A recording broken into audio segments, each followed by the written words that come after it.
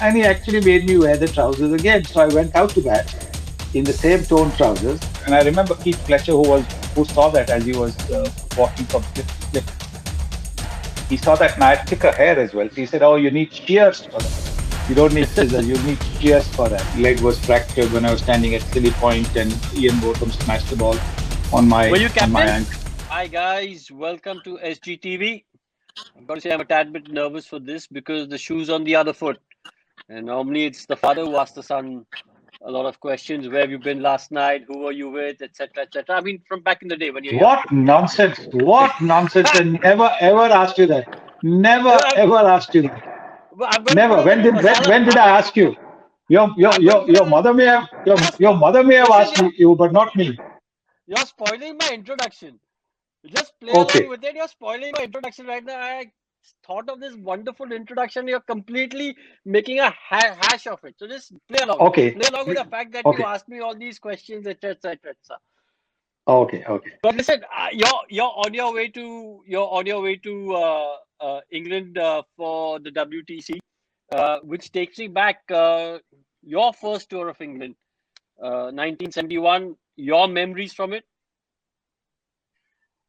Well, my memories were, when we were actually circling over Heathrow Airport, was the green grass, which you could see from there. The greenery as we were about to land in Heathrow, and all of us were saying, "Is that what we're going to get when we actually go out to to play the test match?" And that was the first look at all, over England before we landed. The greenery around. And yes, I think we did manage to get a few green pitches because at that particular point of time, everybody thought that India is going to be easy to beat if you prepare pitches which help seam and not spin. And so the experience was uh, was mixed because having come from a good tour of the West Indies a couple of months earlier, I didn't get enough runs in this particular series. So on a personal level, the experience was okay. But the fact that India went on to win the test and the last test at the Oval and to win the series and beating England for the first time in a series in England, winning a test and beating England for the first time in a series in England, that was a real high. So yes, I think that more than made up for the fact that I didn't get 100 in that series. Well, you spoke about the West Indies series. So these were the historic twin tours of '71 when we won in West Indies for the first time and in England for the first time. But you also just saying that green pitches and fast bowling. And this is something which I want to ask you. I mean, these days, if you want to practice against 90 kilometers an hour or 85 or 100 kilometers an hour, you can go and play against a bowling machine. But back in your time, back in the day, when there weren't as many fast bowlers in India, how did you prepare yourself to play against such quick bowling? Was it just God-given talent, or what did you do? Well, I had some of the Mumbai bowlers come in bowling of say 18 yards instead of the 22 yards. As it is in at nets, you very seldom find bowlers who bowl from the 22 yards. The exceptions, and which is perhaps the reason why they very seldom bowled a no ball in Test cricket or international cricket. The exceptions who didn't bowl a no ball even in the nets were Kapil Dev, when he practiced in such a way that he was bowling in a match, so he never bowled a no ball in the net. Then Richard Hadley is another one that I remember. In the nets, when you saw him, when say the New Zealanders were practicing side uh, by with you, you could see that he never bowled a no ball. There was Imran Khan, another one who hardly ever bowled a no ball in Test cricket because he hardly ever bowled a no ball in the nets. But the other bowlers, bowled say from 20 yards. But then I had a couple of the Mumbai bowlers bowl from 18 yards, and then there was the old, wetting a rubber ball and Hmm. bouncing that at you. So the rubber ball's bounce would be that much more, and then of course there was a little carry with that. So that you would do on the backside of the Brabant Stadium. That's where we practice backside of the That Brabant the Stadium. That is concrete slabs. correct. The concrete, so Yeah, that's yeah. where. But yes, I would imagine that was the practice.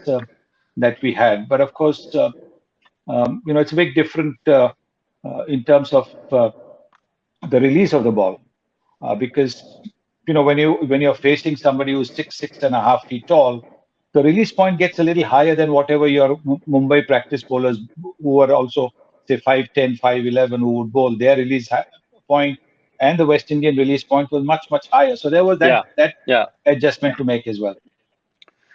Well, you just said that when you were talking about that 71 tour of England, that it wasn't such a big tour for you personally, but you did get 100 on the 74 tour, which you Yes. consider as one of your best hundreds at Manchester. Yeah. But along in that 100, tell us a bit about that 100, and also the fact that you got a haircut from Dickie Bird. So only cricketer to get a Yes. haircut on the cricket field? Well, yes. Wouldn't call it a haircut. The trim would probably be the right word. But yes, I think for 3 years after that West Indies tour, 1971, I hadn't got 100, and I was, there were doubts creeping in, not just everybody else's mind, but also my mind, whether this was, what had happened in the West Indies was just one of those things that happened. So when I got this 100 at Old Trafford, uh, it was uh, it was a big relief to myself that I Yeah, could bat at the level again, get 100 at this level again, because again, the conditions were completely different. In 1971, 3 years earlier, at the same venue, I got 50 odd runs, which I consider my best test innings, because it was played in freezing cold weather. I was superstitious enough not to wear a jumper then. Had my sleeves rolled up to my elbows, and the ball was flying. Just a light drizzle where the umpires don't yeah, take you off the field, which was threatening the pitch. And John Price, who bowled a real quick spell, I still think that is one of the, along with Jeff Thompson and Michael Holding's uh, some spells, was the quickest spell that I faced. And there was Peter Lever getting the ball to, fly as well. And so that 57 is my best test innings. And then 3 years down the road, this 100 again in similar conditions where there was just a little bit of rain. Again, the pitch was green, so green because we had won in 71, in 1974 when we went, and the Indian change room was up on a higher floor. Um, when you look down at the ground, you couldn't distinguish between the outfield and the pitch. It was so green. Of course, when you went onto the pitch, you could see that there was a little lighter green than the rest of the outfield, but it was still pretty green. And so, therefore, I yeah. think that's my best test 100, because it made me believe in myself that I could, score runs at this level again. And it was, I didn't wear a cap in those days, and I had a lot more hair than I have now. And so, the hair was, the way wind was blowing, the there was a lock of hair that was coming over my front eye, the left eye, because when you're facing the bowler, this is the eye, this is your leading eye, and it was, on and off, it was flying in out, so it was Yeah, really disturbing me. And so I went to Dicky and I asked him if he had scissors, and they have scissors to cut the seam. The ball, when yeah. the seam comes off, they have the scissors to cut the seam. And he said, "Oh, this is, you want me to give a haircut, Dicky, with his all mannerisms and all that." I said, "Yes, please, if you can." And so he snipped it off. Mind you, it was happening on only one end when I was batting, because that's the way the wind was blowing, not from the other Yeah, end. So there was yeah, there was problem only when in one particular end. And so he snipped it off. And I remember Keith Fletcher, who saw that as he was walking from slip to slip. He saw that, and I had thicker hair as well. So he said, "Oh, you need shears for that. You don't need scissors. You'll need shears for that." well, it's a good thing that Dickie didn't have needle and thread, because you would have had to stitch your pants also. Didn't you also have a little bit of a pant twister?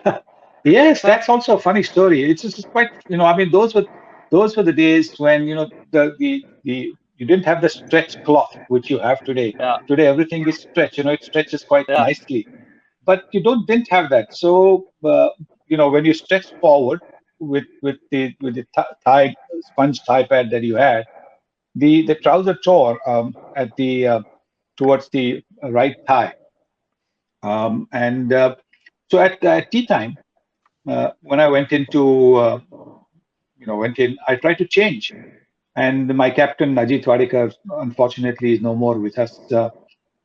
He was sitting opposite me, and he saw me take my trousers off and put another trouser on. I actually put another trouser on, and he said to me, Sunny, what are you doing? I said, look, my trousers torn, so I'm changing to a new one. They said, no, nothing doing. You're carrying on with the same trousers. Don't change your luck. I said, I said, I said, look, I mean, trousers torn. They said, no, no, you're not changing your luck. And he actually made me wear the trousers again. So I went out to bat in the same torn trousers. And Tony Gregg was standing at Silly Point with his hand right outside like that.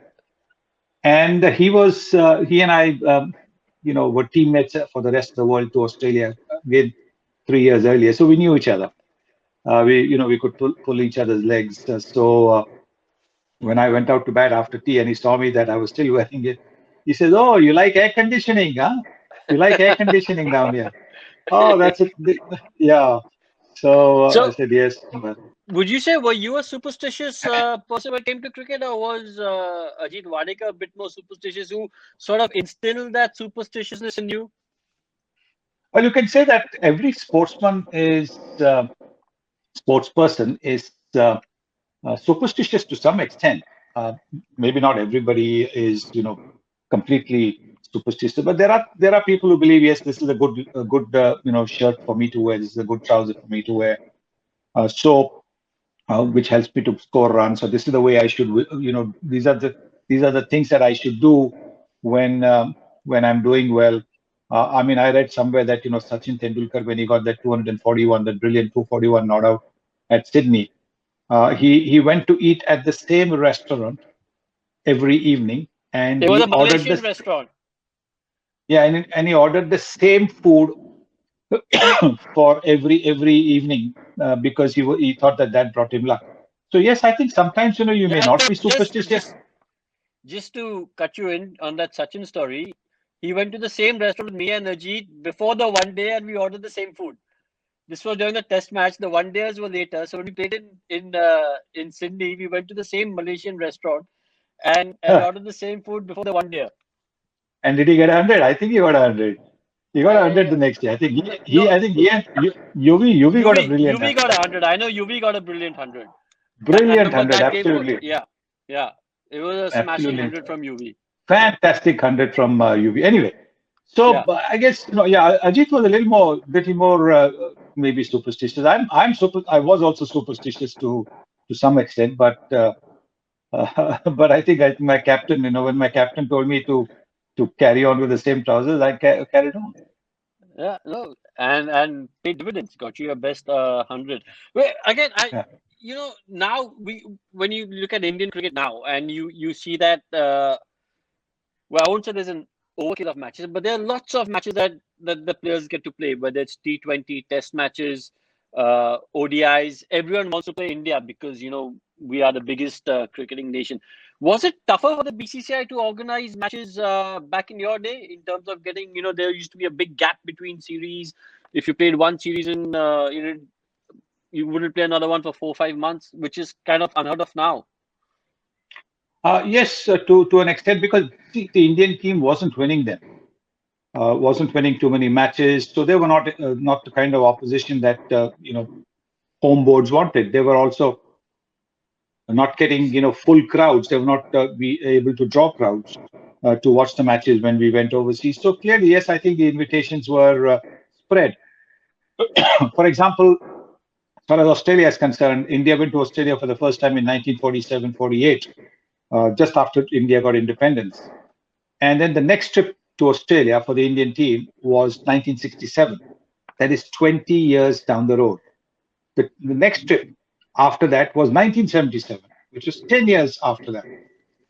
Yeah, And now you see what happens. India was in Australia in 2018, but 3 years down the road, I mean, they were there in 18, 19. They were there in 20 and 21, yeah, 1920. I mean, because now when India tours, not only do they get great television revenue, but the crowds come in. yeah, Although my 80% of the crowd might be Indian yeah, who have settled yeah. down there, or who are visiting only to see matches. So that is again something that has changed for the better. For the better, because you get crowds and you get support. You get so many people supporting you overseas, which is fantastic. So I think that is something that has happened, which has actually been very good for Indian cricket. The 1947-48 tour of Australia that you just mentioned, India's first tour. I'm sure that must be the one where Vijay Hazare got those twin hundreds in Adelaide. Yes, yes, yes. He got twin hundreds. I think Vinu Mankad also got 200s in that series.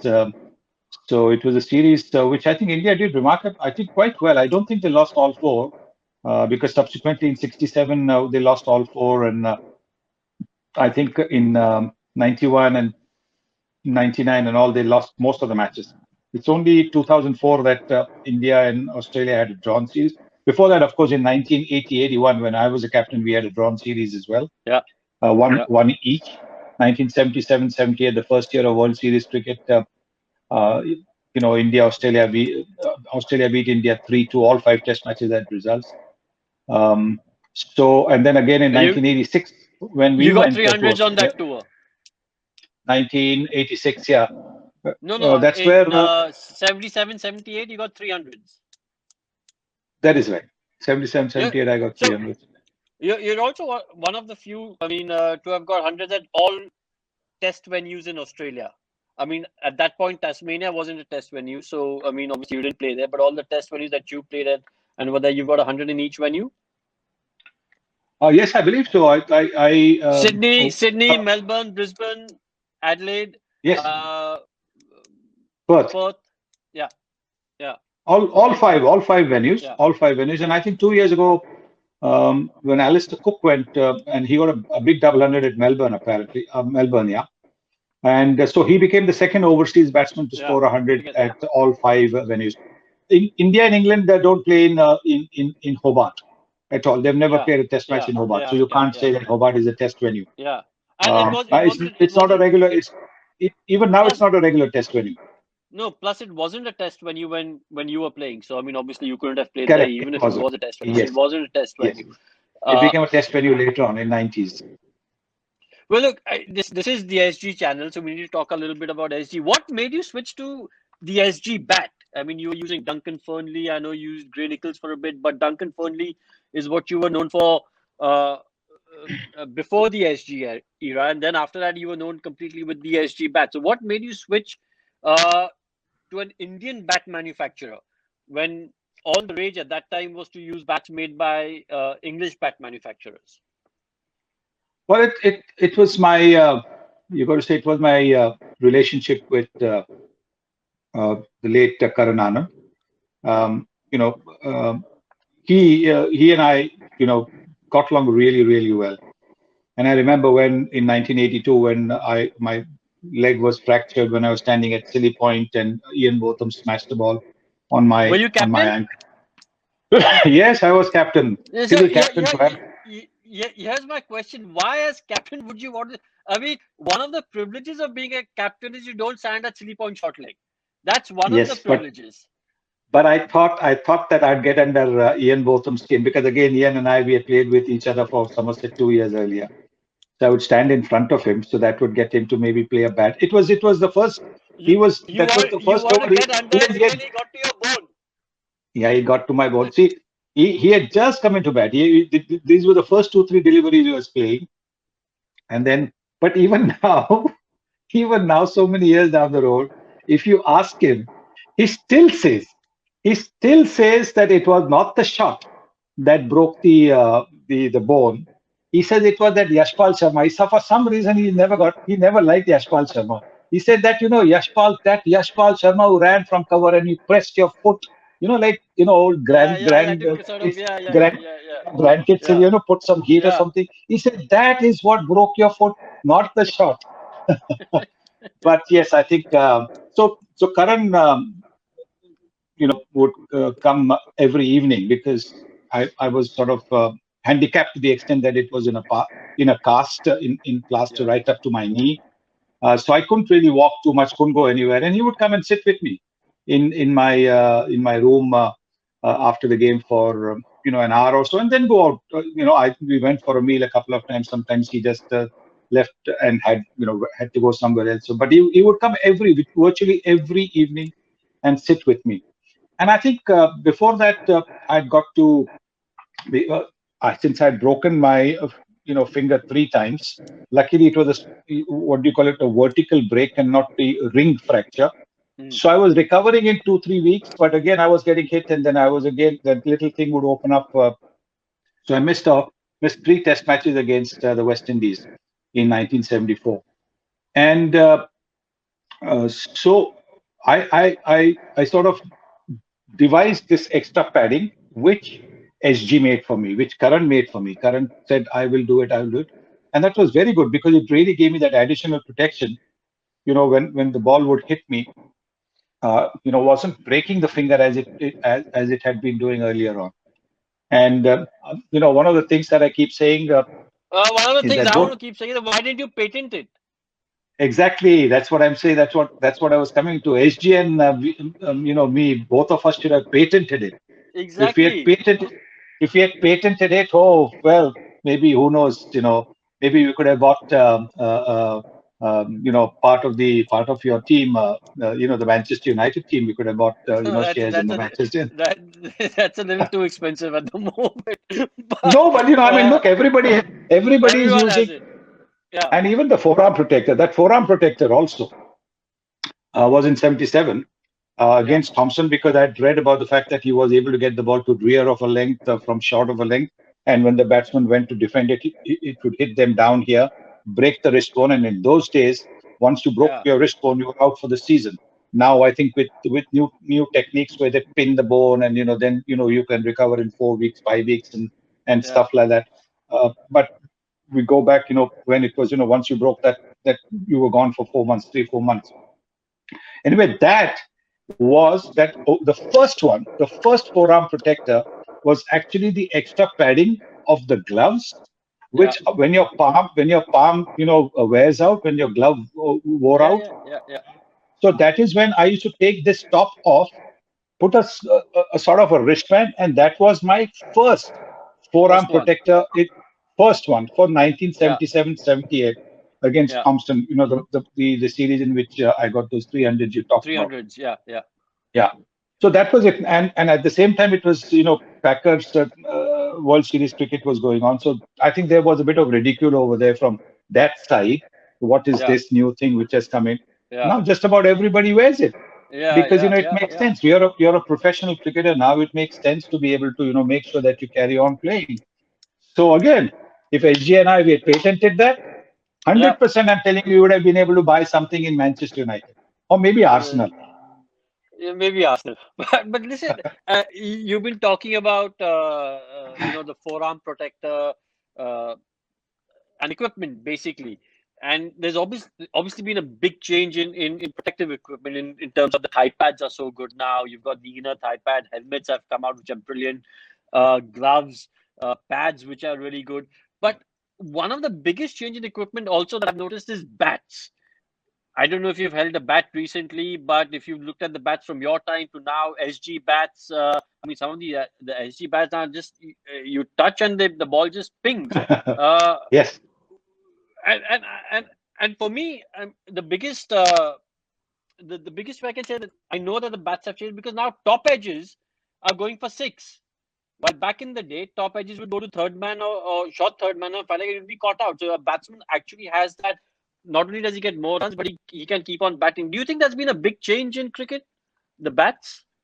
I think, yes, of course, bats, equipment generally. I think the equipment has Yeah, really become fantastic. The protective equipment, for example, how often do you read of anybody getting a broken finger when he's been hit on the gloves? Very seldom, because the yeah, gloves themselves they have not only become lighter, but because of the what they use inside for the protection, I think fiberglass or something like that.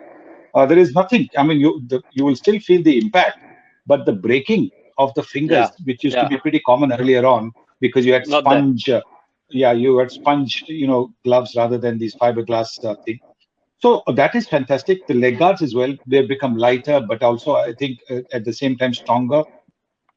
The thigh guards. So full credit Yeah, to Dilip Sardesai once told me that he on a tour of West Indies Along with his thigh pad, he also stuffed in a couple of towels just to give himself a little extra protection. Exactly, that's what we did. Yeah, yeah, The face towels in your hotel room yeah, was yeah, what we yeah, stuffed in our pockets as a padding.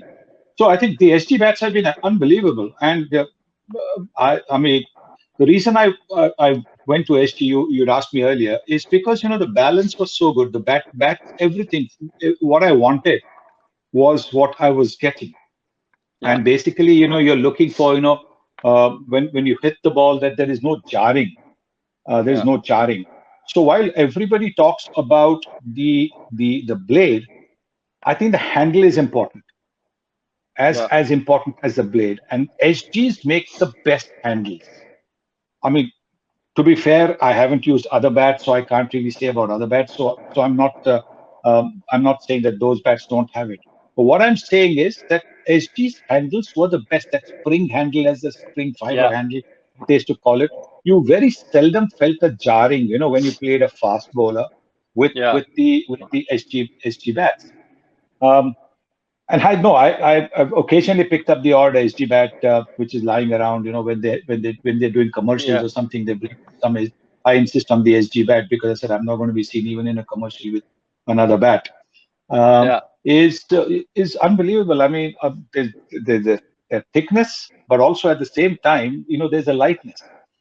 Uh, yeah, and just going back, uh, I've never really felt like picking up a cricket bat once I finished playing cricket. I did play the odd Saturday 20 over, 22 over game for Bombay Gymkhana. yeah, yeah, And I think the odd game for the other union when they were short of 11, then when they would call me. But that was it. I'd hardly played once I quit the game. But there was yeah, one occasion, I think 90 or 91, I'm not 100% sure. I was driving down to Masuri and stopped at Meerut. And as usual, if I'm stopping at Meerut, then I have to have lunch with the Anand family. So, but I went to the factory, and Kailash was sitting there, and Kailash had this bat next to him, and um, he said, "This is our new bat," and I'll never forget that. But it was called Sunny Gold. The bat was called yeah, Sunny Gold. yeah, yeah, yeah, And this was maybe 4 years, 3, 4 years after I'd finished playing cricket. I quit cricket. Had not yeah, picked up a bat in the interim. And I picked that bat up and I said, "Oh my God, with this particular bat, the way the balance is, yeah, I feel like playing cricket again." Kailash yeah, has got to be, the best bat maker in the world. I mean, when the bats that he makes are unbelievable. yeah, yeah, yeah. I completely And I'm agree. not saying it because I'm on the SG channel, but I'm just No, saying it no, no. because I, I I agree with you because I've used SG all my life, and I mean, one of the highlights of my season was to go to the factory at the start of the season, pick the willow, and then get yeah, those bats made. And when they come in that little brown that's packaging, cleft. yeah, that brown this thing, the excitement and the joy, uh, Yeah, it can't be compared. Can't be yes, compared. Yeah. absolutely. Again, I just want to go back to a little bit about, for the youngsters who are watching. How did you prepare for a game? How did you prepare for a test match? Did you do anything night before? We spoke about, people having superstitions. Did you have any sort of preparations for the night before? Well, ideally, I think you would um, look at what the opposition had opposition bowling and analyze in your mind. Those were towards the second half. Maybe you started to get a bit of video, but the first maybe 8, 10 years you had nothing. You only went by word of mouth. Yeah, When you talk to other players who had played, say, the opposition bowling, then what were the strengths of the opposition bowlers. That's that kind of thing. And so I think that is what you sort of mentally prepared yourself for the next day, to say, look, okay, this is what he's likely to try. So that is what I got to be prepared for. He's got a very good in swing. I got to be prepared for that. He's got a sharp bouncer, so I better yeah, not play the hook shot or the pull shot. So for the first time, but but at the end of the day, I mean, the best advice that I ever got really was from my captain, the other Union captain Vasu Paranjpe, when he said that for Tani, give first half an hour to 45 minutes to the bowler, then the next 5.5 hours are yours, because that first 45 minutes is when he's fresh and new, the ball is hard and new. The bowler is also, energetic. He will go. By Yeah, which time in 30, 35 minutes, you've got set. The ball is, how much the ball is moving. You're able to, make those little adjustments. And the next 5.5 hours are yours. And which was so true. I mean, you gave yourself yeah, just a yeah, little bit of time in test cricket, and yeah. you could get runs more often than not. But Test cricket's also changing quite a bit. There was some talk of making it 4-day tests. Uh, but we've seen the introduction of day-night tests, pink ball tests. Do you see that as becoming a? I mean, it's turning out to be at least one test a season. Do you see that becoming a more frequent feature in the calendar? I think at the moment it'll probably be still one test, Yeah, because what happens in test cricket, as you've seen, is that you don't want the conditions to change. You want I mean, unless of course you have a situation where it becomes overcast, and but even when it becomes overcast, then the umpires take you off the field because of light. yeah, Um, but in what happens in day-night cricket is that the evenings are completely different. Evenings are completely different for the simple reason that the ball swings a little bit more. And then the dew factor means that the ball becomes wet, which is not really great for the bowlers, which yeah. doesn't quite happen when you play day cricket. So I think those are some of the things that they're going to balance it out. So I have a feeling that maybe for some time it probably won't be more than one test uh, with the ping ball in a test series. Uh, right, Pops. Thanks for taking time out. I know how much you like your walking and the fact that you've got to complete 10,000 steps, and so I'm not going to take too much more of your time. Uh, Thanks for chatting on SGTV. Hope you enjoyed it. And Yes, very much so. now that you said that you never ask me questions, now if your grandson sees this, I won't be able to ask him questions. So not only did you mess up my introduction, you messed up my opportunity of asking your grandson questions when he comes back home late. I hope you realize what you've done over there. He's got a free reign now, and you know what sort of a guy he is. Yes, yes, I know. But well, you've got to Anyway, handle him. I yeah, don't think I've done such a bad job of handling you. So now you do a good job of handling him. I shall try my best. You have a good time in Belgrade, and I shall speak to you soon, Pops. Love you. All See ya. right, love you too. Bye. Bye. Bye. As a professional, now you are a professional, you're a commentator. What motivates you? What keeps you going? Because you are an inspiration for us. We see you on television, we see you, being there early in the mornings, late in the evening. So there is, if what is the motivation? See, quite simply, I love the game of cricket. I mean, I am what I am because of the game of cricket. I am what I am because of Indian cricket. And I love to follow Indian cricket because what it does is it keeps me abreast of what is happening in the game, the changes that are coming in. There are, changes, playing conditions are changing a little bit, not too much, a little bit here and there.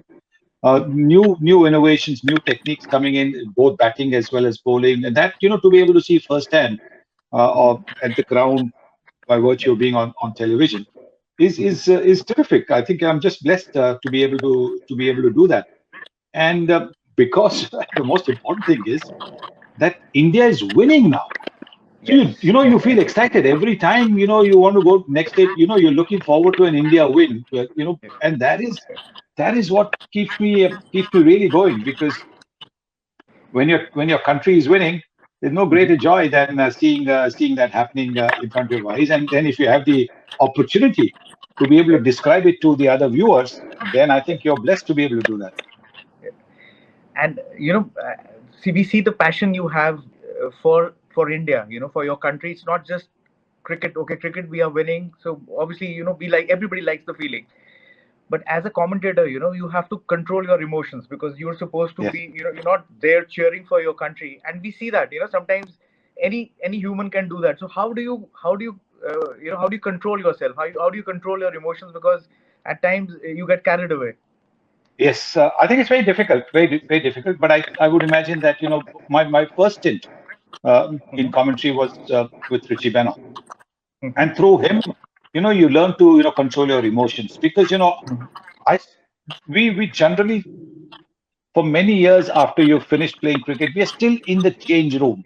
We are still Yes. in the Indian change room, so to speak, in the Yes. sense that we feel that we are part of the team. Hmm. To be able to be detached is something pretty impossible. Richie Bernard did it magnificently. He was very, very detached, at least outwardly when he spoke. Yes, yes. I think most of us have got there, but not completely. We still, when your team, whether it's an Australian commentator or English commentator, when your team is not doing well, you tend to get just that little bit more emotional, and sometimes you say things that maybe you shouldn't have. But that's only because you care for your country's position and country's situation in the game. Correct, correct. So, now we're seeing, this new generation of cricketers in India where, we've got power hitters. We've got people who can, they can hit four sixes, five sixes, and it's getting more and more common now. Yeah. India is not lagging behind in power hitting. Do you feel that the art of Test cricket, the purest form of cricket, do you fear that we will lose it eventually, or it's going to come back again? So, what's your take on that? It's quite interesting. Only this morning at breakfast, Dinesh Karthik and I, we were, discussing this. And I think, Test cricket is going to be around, Hmm. but I think it is probably going to play second fiddle to the white ball game. Uh, Second fiddle to the white ball game for the simple reason, not a lot of the youngsters coming up are too concerned, or it seems to me are too concerned about the red ball cricket. As long as they are doing well in white ball cricket, they are happy. If they don't do well in red ball cricket, it's not so much of a problem. So I think that Test cricket, as we know it, will probably go, like earlier on when one day cricket came in, you had 5 Test matches and one day game. Now you're probably going to have 5 Test matches, 5 T20s, and maybe 2 Test matches. I think that's the way that schedules will generally go. So Test cricket will probably still be around, Yes. but not have the same prominence that the white ball game will have. And we've obviously seen India become so strong overall. They're leading in Test championships. They're the favorites to win the T20 World Cup, and then obviously we have the World Cup, the ODIs in India. Yeah. So where do you see India? Where do you think India is going to be in the next 5 years and 10 years? As a cricket nation, do you see that we'll be dominating even more? Yes, because of the talent pool that we have. The talent pool that India has got is amazing. I mean, and the IPL has just made it even more. I know that a lot of people think that IPL should not be the criteria, but what IPL actually tests a youngster out is his temperament, because it's such a ultra fast game, and that you've got to react. And then when you react to pressure situations, how you react to pressure situations actually tells a lot about your cricketing character. And therefore you have that. Then in other forms of the game, which are probably a slightly slower, like a 50 overs is slower than 20 overs, and the Test match is a lot slower. You would be able to make those adjustments in that thing. Yeah. And the IPL actually therefore helps you. Also, the fact that in the IPL, a youngster, Indian youngster, is rubbing shoulders with the greats of the game, the greats from India, Indian cricket, the greats from world cricket, seeing them in the change room, seeing how they prepare for a match, seeing how they react to success, seeing how they react to failure, seeing how they react to pressure situations. That if he's a good learner, if he's a good student, and you see most of the youngsters today, Indian youngsters, are very good students of the game, and so they're picking up all these little things and trying to bring it into their game. They're not blindly copying anybody, but trying to absorb the good points from an ABD, or say from Virat Kohli, from Rohit Sharma, from Jasprit Bumrah, to just name a few, from Faf du Plessis. So they're picking up all these things, and Trent Bolt, and then they're bringing it into their game, and which is only going to mean that India is going to dominate for a long time to come. And they're talking about, even Rohan mentioned about changing Test cricket into 4 days. They're bringing in pink ball Test matches, just to get the crowds back, just to get the excitement, which it did, it has done. Pink ball is getting the crowds back. Yeah. If if if there was one thing that you feel can actually help Test cricket, what would that one thing be? I think Test cricket also, the fact that we are getting results. If you're talking in terms of crowds, yes, you'll get more crowds because now you're getting results. There were times, earlier on when, yes, a well played out draw was also supposed to be very good. But now the world has changed. People don't have the time for a draw. People don't understand how you can play a 5-day game and yet there'll be no result. They might understand if a couple of days had been washed out like it was washed out just now at Lords between New Zealand and England, then they can understand. But if it doesn't happen, then they're wondering. So as far as Test cricket is concerned, I don't think you need to make too many changes. Um, at best, I would maybe go back to the old uh, availability of the second new ball, because that will keep the instead of 80 overs, make it maybe 70 overs to give the bowling side an option very quickly within 70 overs to get the new ball, even for the spinners to be able to grip the ball. And I think there should be a rule that the ball has to be changed after a certain number of overs have been bowled. I know there have been times when India has gone on till the 104th, 105th over and not taken the second new ball. It become yeah, and it's a tactical move because the softer the ball, it's harder for the True. batsman True. to score big. So that's been tactical. There's nothing wrong with that. But I think to make the game go forward, I think they might have to have a situation where a ball has to be mandatorily taken. New ball has to be mandatorily taken after say a certain number of overs. Okay. I think that's a brilliant suggestion, because that can change the dynamics and, maybe in the favor of the bowlers, Yes, which is what we want. We want a lot of runs being scored and wickets being taken. We don't want a phase where 20 overs nothing happens or 30 overs nothing is happening. exactly. And also, what has happened is now with the advent of slow-mo replays, bowlers are also getting a lot more decisions in their favor. Like for example, LBWs, which earlier on, because if the batsman played well forward, there was always a doubt in the umpire's mind. There's so much distance for the ball to cover. It might go on over the top of the stumps, or it might turn and miss the off stump or leg stump kind of thing. So now I think the umpires themselves having seen slow-mo replays and the Hawkeye, the trajectory positioning, they now know that there is more chance of the ball hitting the stumps. So that is something that is what will make a difference, I think. Definitely. And so one last question, you touch wood, you are keeping yourself very fit. So what's your fitness mantra? How do you stay fit? Is it gym, walking, training, yoga? So what's your fitness mantra? Well, I think I'm lucky that I'm not a foodie. I think that's been my biggest plus. I've always been a very small eater, a very poor eater, and therefore not a good guest to have at home. When you invite, and particularly if a Punjabi family invites me home, then they will think that I haven't liked the food because I eat so little. Punjabis, really enjoy food. They really enjoy food. To go to a Punjabi house and then eat just a little bit that I eat, the hostess might misunderstand that I didn't like the food. But that's how much I eat, and I suppose that's helped me to a great extent. Also, the fact that I've been sort of keeping my like Rohan mentioned, trying to get my 10,000 steps done, Mhm. out of which about seven to 8,000 are on the treadmill. I walk. I do speed walking. I don't do running. I've had shin splints ever since I was playing. So even during the time that I played, I could barely do 2 laps of the ground before my shins would seize up. 2 to 3 laps of the ground before my shins would seize up. So I think at that time I devised my own method of trying to get fit. So I would pretend and run 3 runs with pads, etc. On so trying to get that cricket batting fitness done. But I think that's what I try to do: get at least 10,000 steps. Last night in Belgrade, we'd gone out for uh, somewhere looking for an Asian fusion food, and we found it.